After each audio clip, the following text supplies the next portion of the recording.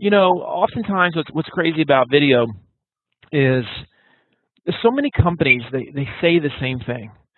And so if you're just the one that's willing to show the same thing that everybody says, well, then that makes you extremely different. It makes you unique. It makes you special.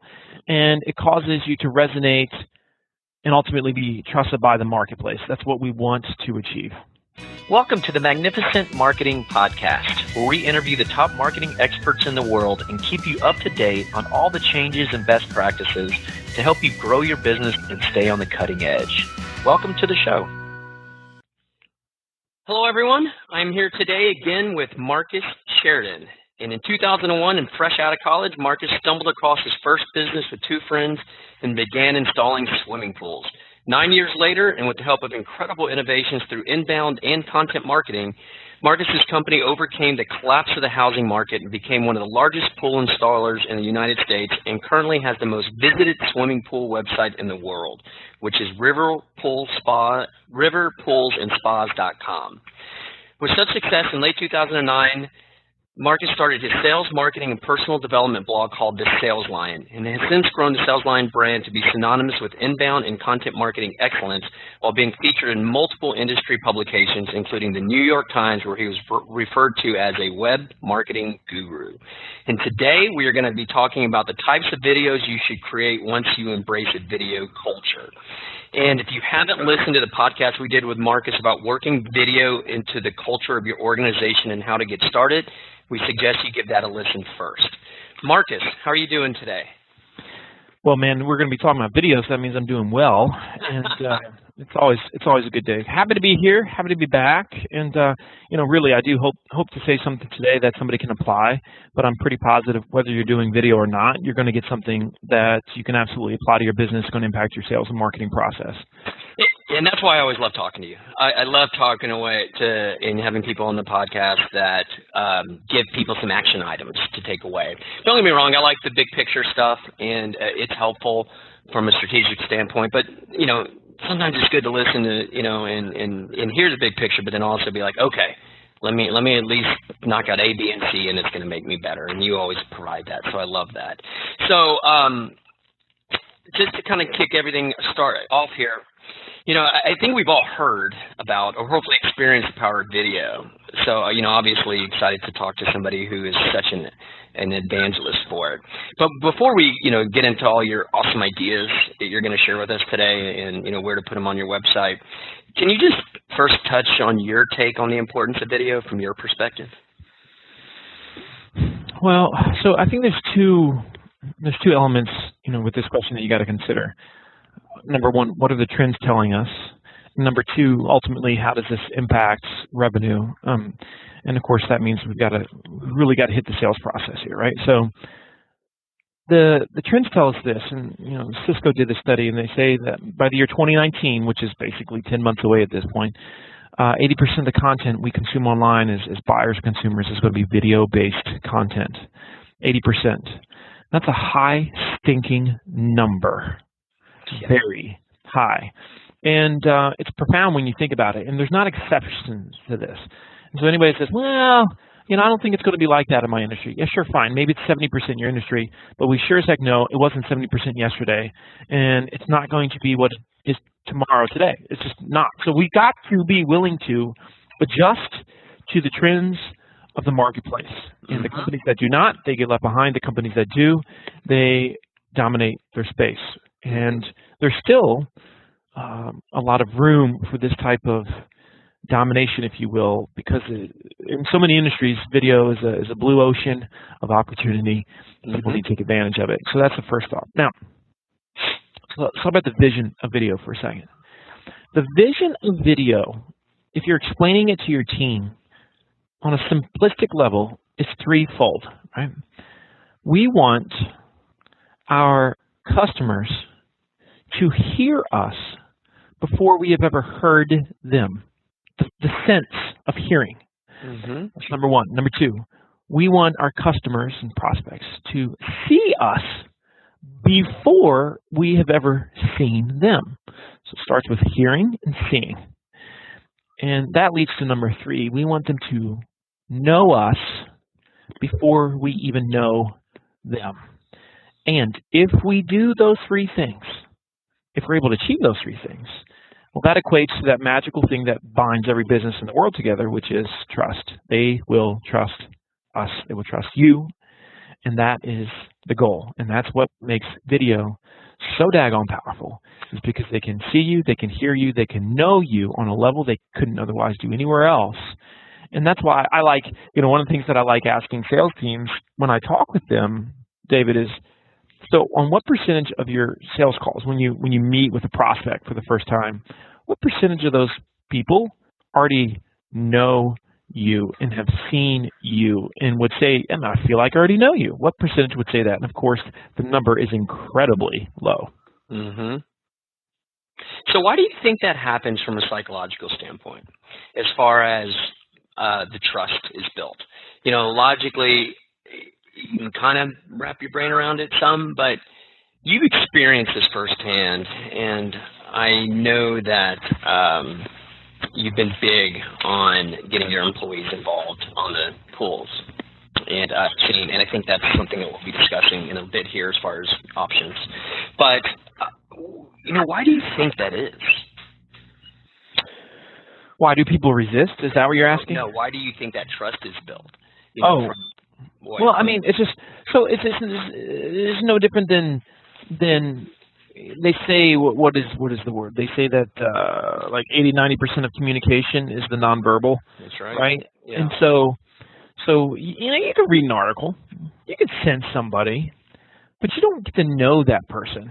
You get to know a writer by reading their writings. I mean, man, granted, maybe, what is it, Dear Abby or something like that. It's a little bit more intimate. But, I mean, as a whole, you don't get that strong gut feeling from text. Yeah.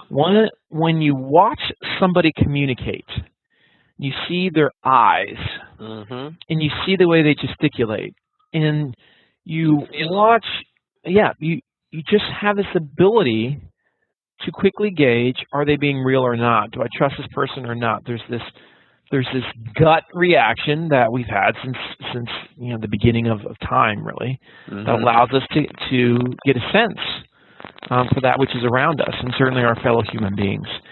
We're really, talking about where that trust is built with, since the other senses come into play. With video and getting to see somebody, and you're just speaking from experience and from I guess a lot from experience, and I'm sure from what you've studied yourself, that's just a natural phenomenon that happens with human beings, I guess. Yeah, well, and it's again, it's been this way since the beginning of time, and it's not going to change until we can either embrace that reality. Or not, and I tell I tell people all the time, video is the rising tide. It is going to come up whether you move your lounge chair or not. And so this is the choice that we all have. But the problem is, if you wait, just like so many people waited to get their first website, and they waited to start producing good content on said site, and mm-hmm. So many businesses have just been reactive to the marketplace. And because of that, they've never really become a leader with anything. They haven't created any of the rules within their space, and they've been bypassed, which is really, really unfortunate. And mm-hmm. Oftentimes what's crazy about video is so many companies they say the same thing, and so if you're just the one that's willing to show the same thing that everybody says, well, then that makes you extremely different. It makes you mm-hmm. unique. It makes you special. And it causes you to resonate and ultimately be trusted by the marketplace. That's what we want to achieve. It's funny. That's exactly what I was going to kind of bring up on my own over here. And you beat me to the punch there. And it's obviously, you can accomplish those things, but people get to know, like, and trust you through networking in person and one-on-ones and all that stuff. And yes, absolutely, number one, bestest way to do that. But on a bigger scale, when you're trying to get to more people, that's not feasible. all the way, you know? So to be able to, the next best thing for people can get to know, like, and trust you and feel you is through video, and you can do it on a massive scale. And I often tell people here to get their brains wrapped around, you know, putting yourself out there like that through video and stuff. I was like, how many times have you like really not liked a actor or somebody, a public figure, right? And you just don't really like them. And then all of a sudden you see them and they say something engaging or humorous or something, and you're automatically like, maybe they're all right. I mean, just think about how many times that's happened to you. It happens all the time. You know, you see it, and that's because you got to see their personality. You get to look at them as a real person versus this, you know, the skim or reading about it here or headline scrolling on CNN or whatever, right? They just say something and you see it with yourself. Your visceral response changes your mind. That's right. And that's why I tell it. It's like, how many times? And everybody has that example. Like, yeah, you're right. I used to hate so and so, and they said this, and they're all right. You know, well, they become more real, right? Yeah, become more real. Yeah, exactly, more relatable, and it just happens all the time. And if you think about it that way, you know, like in your everyday life, and then just translate that to business, same thing. We're still humans, you know, we're still human beings. So it happens. And then on just a side note, from people who are more on the analytical or metric side or money side of things, you produce videos, you get to serve them for way cheaper. You can on Facebook and Instagram and stuff. Facebook is encouraging that kind of rich media, so they reward you by letting you spend less per view and stuff, which lets you build awareness and branding at a much cheaper clip. So that's just like that side thing, and that's not the biggest importance. So the biggest important stuff is what Marcus is talking about. I'm just saying, just an extra selling point. So to kind of get everybody in the mind of, hell yeah, need to do video. Okay. You sold me, hopefully we've sold others. Well, yeah, you know, and here, let me add one more point to that, David. If beyond looking at the stats, the trends, and the common sense, if you got to convince somebody, they shouldn't be a business owner and they shouldn't be in sales and marketing. I'm being really serious right now, because at some point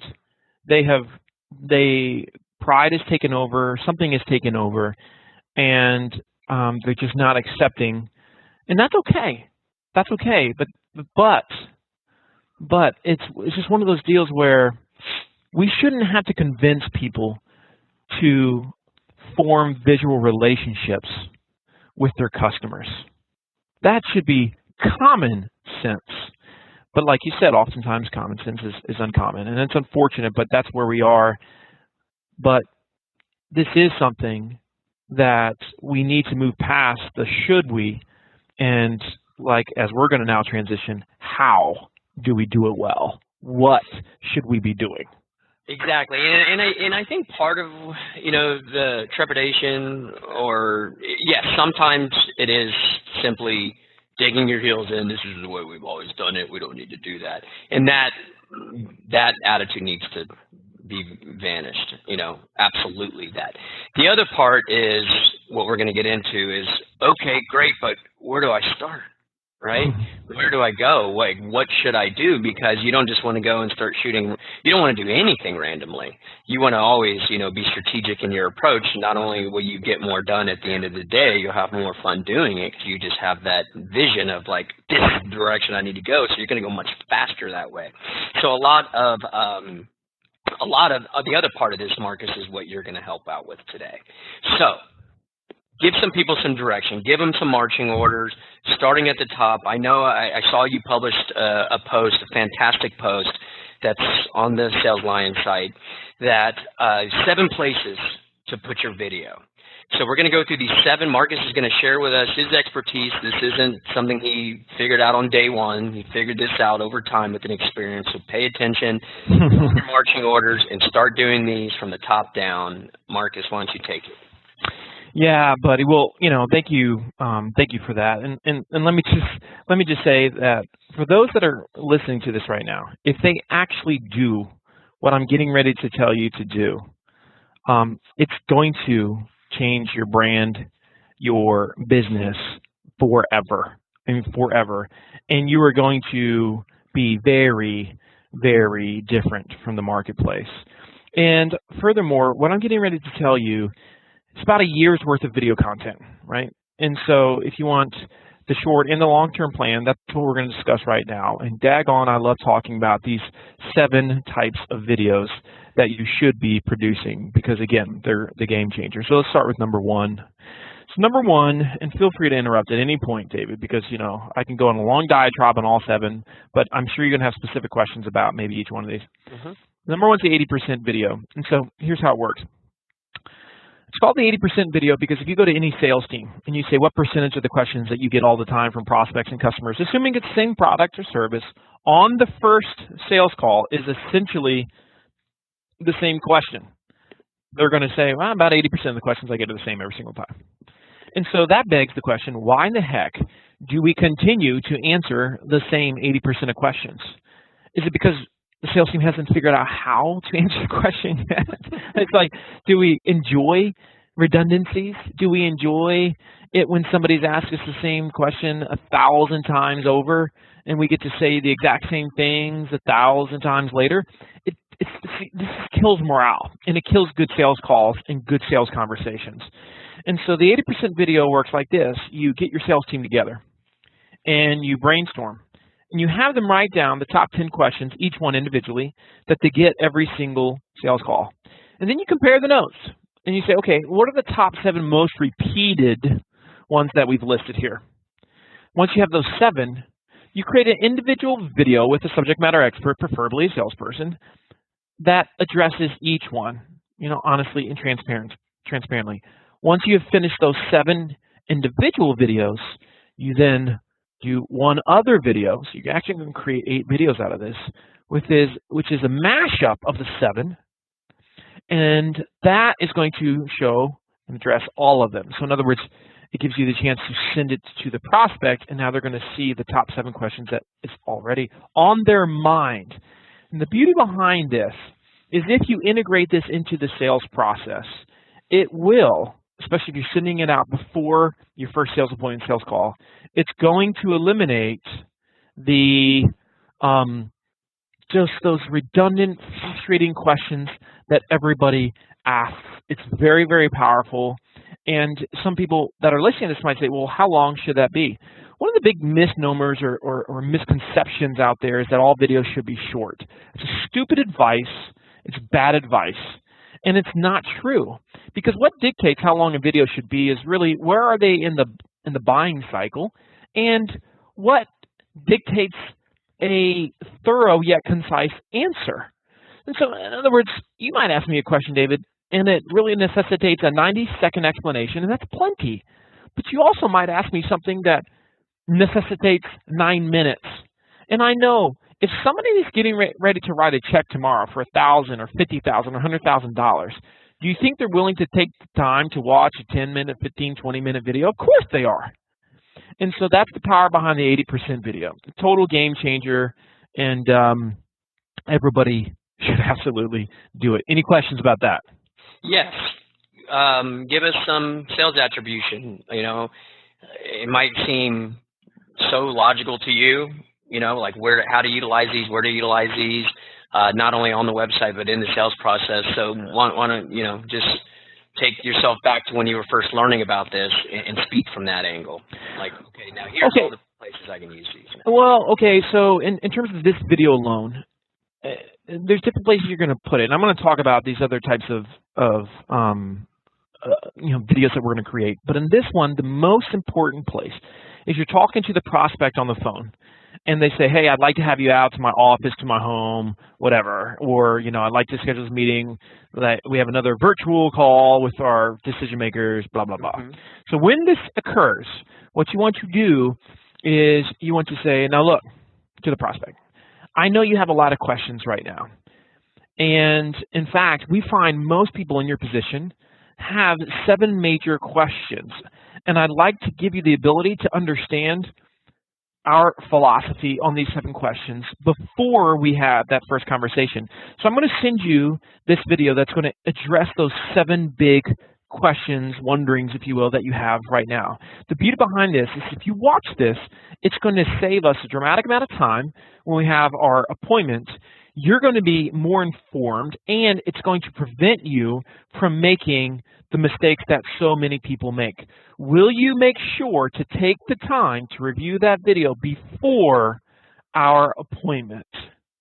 And so when you get that commitment, David, and of course they're going to say yes, and many people are going to do this. Not everybody's going to do it, but more than half are going to do it if you say it essentially like I just said it. Now you're going to spend way less time, quote, teaching in the sales call and more time selling, which is what we want to do. We want to be coming in, addressing the specific questions about their company, about their organization, about the individual, not the generic ones that everybody in the world should know. That's it, right? That's the huge takeaway for me right there. And I think I actually learned this from Andrew Davis from a podcast I was doing with him about get your, to have somebody accept a meeting, say it's 15 to 20 minutes. That's like the magic number. When you get to 30, people start thinking it's a lot. 20 minutes. So the problem with that, for if you don't do something like this, is you spend the majority of that time answering a bunch of crap about yourself. And you should be focusing on end goals. What's our objectives? Tell me about your situation. And you get into the good stuff, and that call will go longer than 20 minutes. All my 20-minute requests go longer than 20 minutes, but I'm getting the 20 minutes, right? And that way you get to spend that time there. And now, and that was the biggest takeaway I got from that. Not to mention all the other benefits that we've talked about, but for this particular, the way you said it and how you do it. Now, I do have one question on that. Sales team of 5, 6, 7 people, they each do these videos? Well, I would create one great one. From that the top person? Or yes. Now, that being said, if they're a baller, well, then we can go ahead and individually create the videos, right? If they're a baller. And so this is just one of those things where you make the decision within your organization. I know I would do this I would do this myself. And so that's it. This is just, it's up to interpretation. No, you answered that, and I think everybody can take it from there, because I do. There's one salesperson. She's amazing, but absolutely terrified of getting in front of the camera, and it would be. So okay, we need to talk about that for a second, though. Let's have an honest conversation about that. Yeah. Quote, I'm terrified to be on camera, or quote, I'm not good on camera. There's something that happens when you get in the profession of sales or the profession of business owner. You lose the right to tell people, essentially, I'm not going to give you every reason to trust me. And the reason is because you are asking them for their money. And the moment you ask someone for their money, you're looking for explicit trust. And if you want trust, well, again, you've lost the right to say, I'm not going to give you every reason to trust me.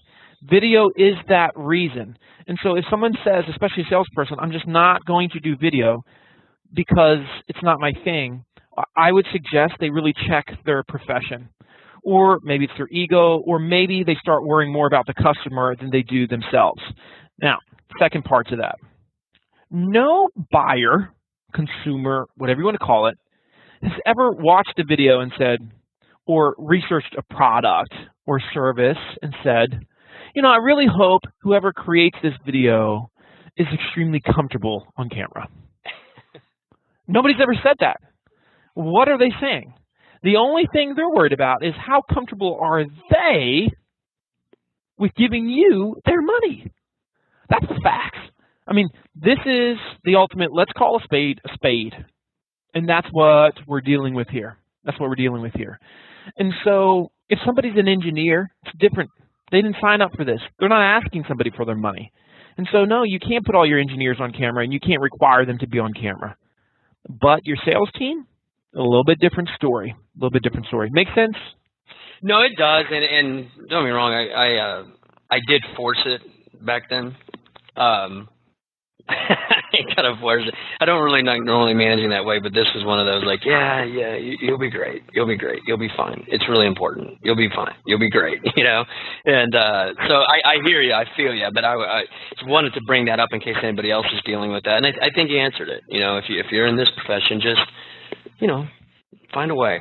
Find a way, because it is so important. And yeah, I mean, I definitely have experienced the power of video and just the human aspects, and I'm big into psychology, and it all ties itself together. Yeah. And I love that you started with that one, because that's a moneymaker. That's a moneymaker. Well, it's a major moneymaker, and it's a game changer. And of all the ones I'm going to tell you, it's the most important. Okay. Yeah. So that's what I appreciate you doing. Like, start at the top and work your way down, and give people an order of priority. Okay. Let's go on. I know. Yeah. Number 2. Go ahead. Number 2, there is this incredible tool that none of us use, as not 99% right now of companies, especially sales team members, don't use from a effectiveness standpoint, and that's your email signature. Now, email signatures are powerful. They're really powerful when you integrate video into said signature. So here's what you want to do. You want to create bio videos for your main customer-facing employees.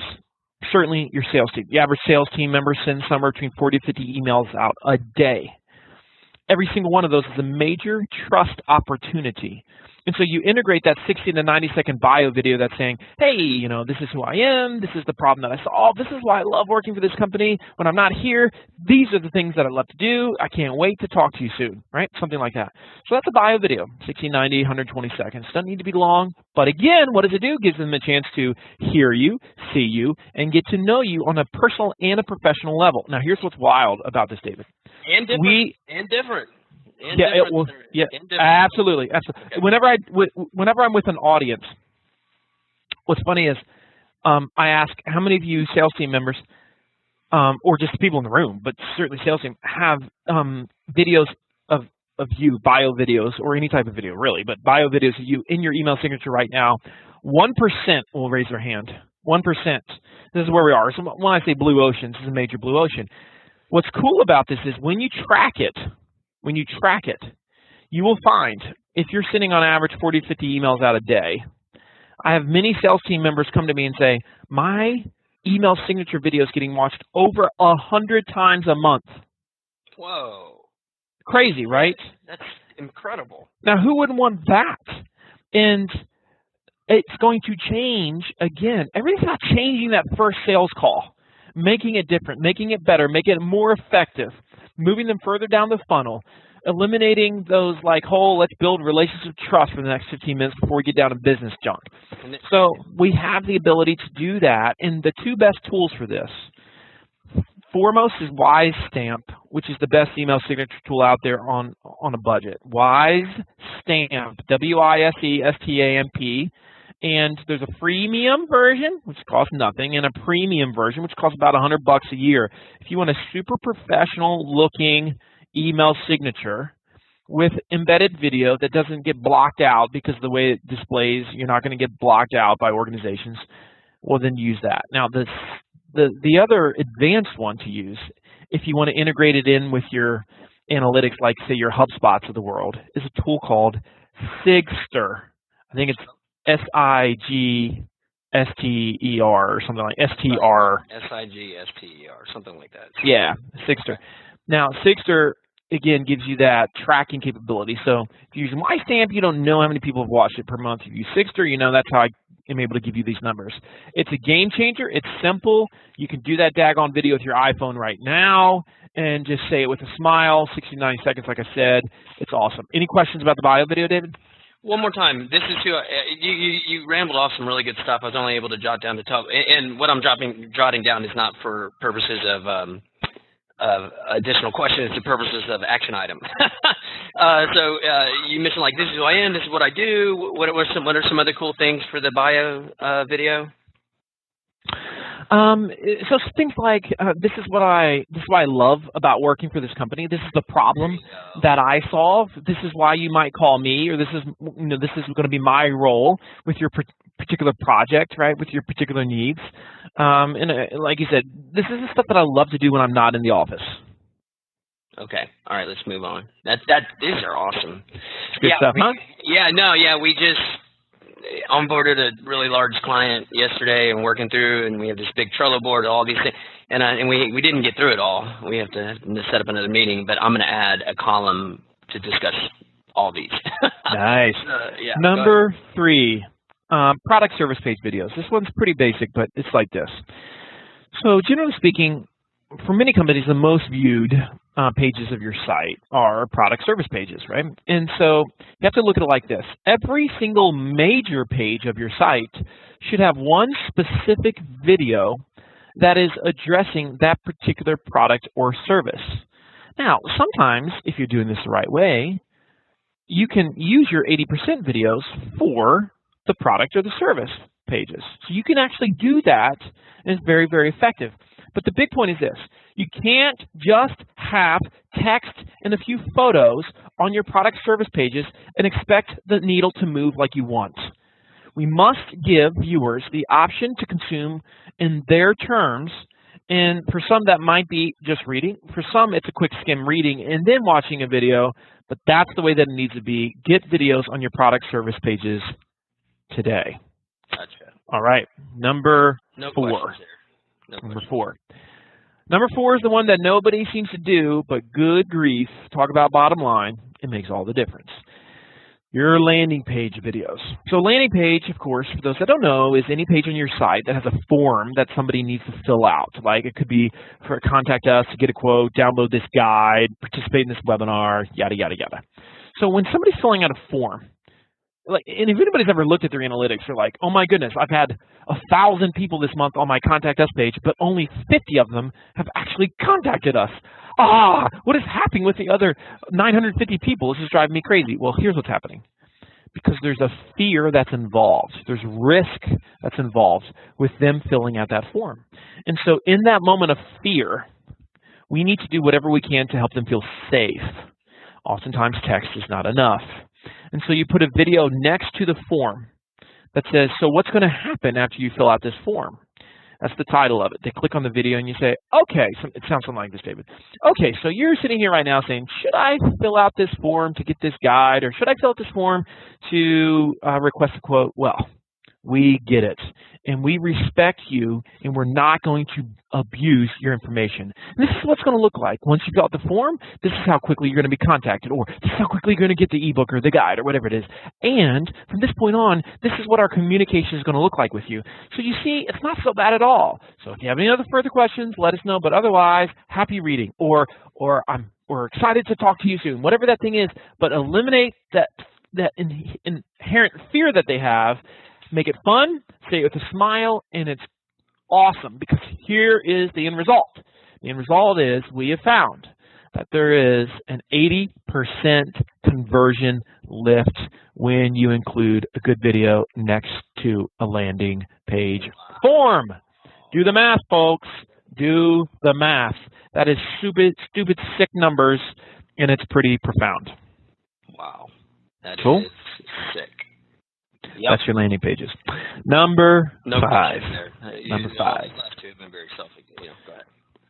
Case study videos. So a lot of people have testimonial videos on their site by this point. That's good. But with case study videos, they're a little bit different. They're deeper, and you basically want the prospect, or excuse me, the case study, the client, in this case, the customer, to say, you know what, we were going through these pains. I was going through these pains. We were going through these, like, here's the issues that we had. And this is what the impact it was having on us or on me. And so we called your company, and then the customer talks about what the journey was like with your organization. And then they talk about where they are today, right? And so it's the full scope of their experience with you, not just the, I love these guys and I would strongly recommend them to you too. That's not enough, because you want other people to watch the video, nod their head and say, yep, that's exactly what I'm dealing with. And too often, when it comes to testimonial videos, there's not that side of it. It's just the other side, the good side, the happy side. But we want to hear the whole journey, which is more impactful and powerful to the viewer. Make sense? Any questions about that one, Dave? I do have a question about that one.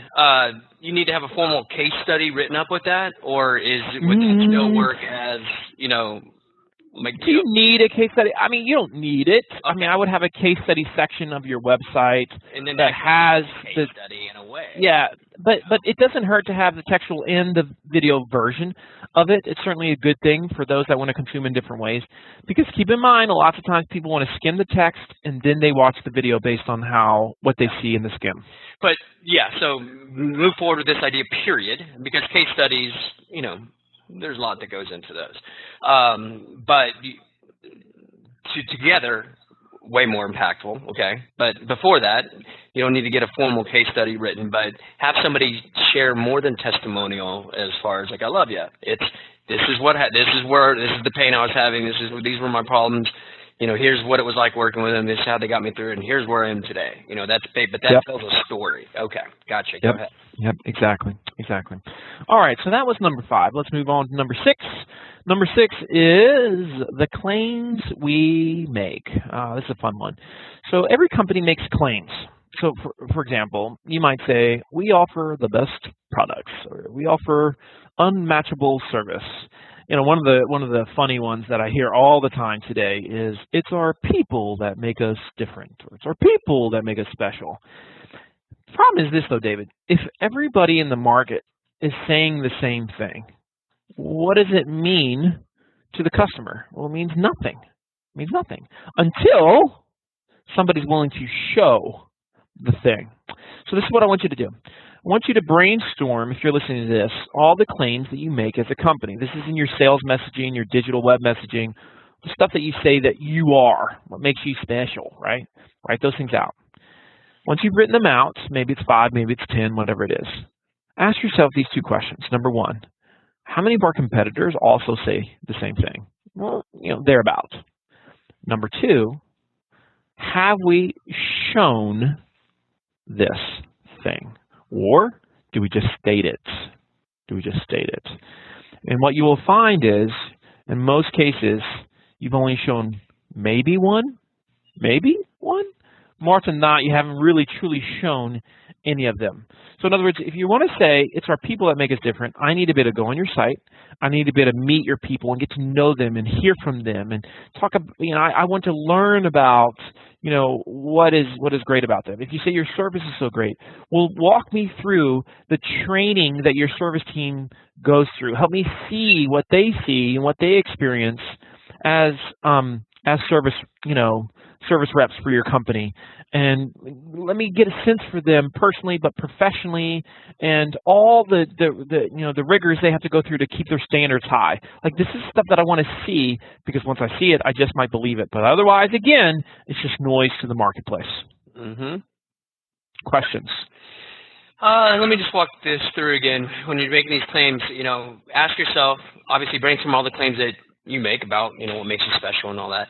And then how many companies can make the same claim? You got to ask yourself that, and then you got to follow that up with it. Did we show them how and why we make this claim? Is that a good way to take away? Yes, that's it. That is a good takeaway, sir. Okay. All right. All right. Number 7. This is coming down the home. I do have a question. Where do you put that video? What's a good place for that?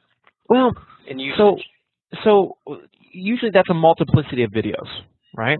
And so if you have somewhere on your site that says, for example, you might have a page that says what makes us different. And on that page, you list 3 main things that make you different.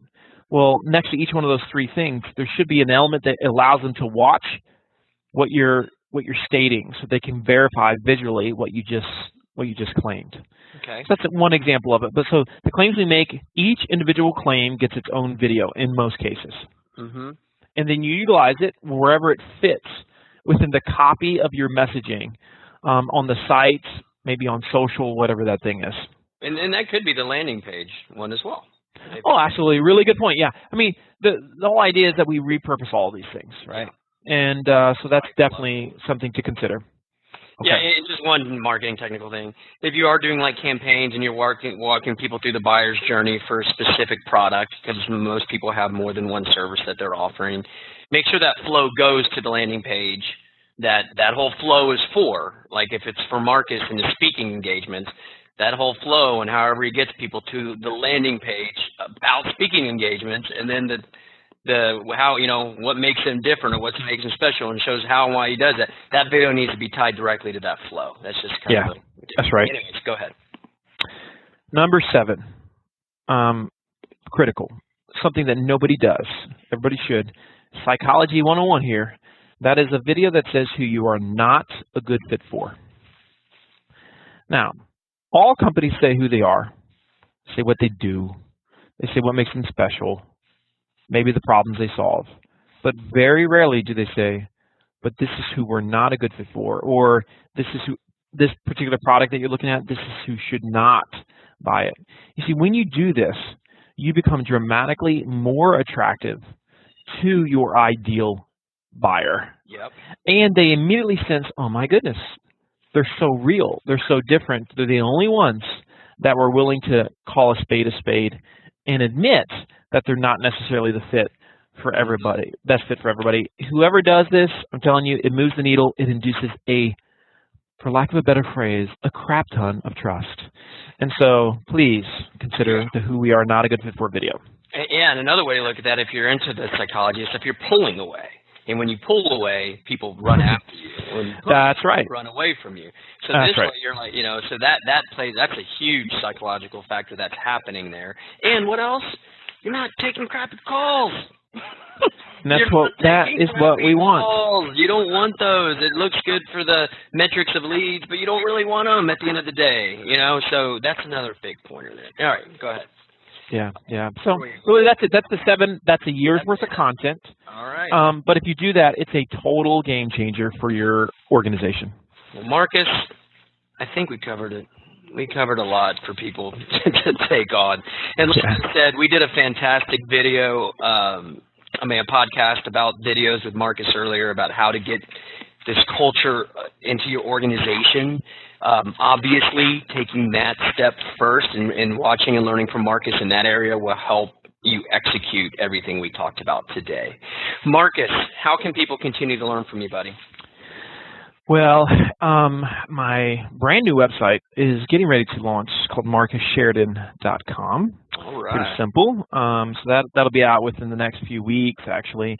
My agency, which does video training and does all types of video workshops, consulting, is called Impact. And so if you go to impactbnd.com, Bravo, Nancy, David, impactbnd.com, you can read all about it. You can see about our agency. And so, David, as always, man, it's really, really great chatting with you. Always, buddy. Until next time. Thank you for listening to the latest podcast. Feel free to go to magnificent.com/blog to see the show notes for this interview, as well as those from many other of the world's top marketing experts. Have a great day.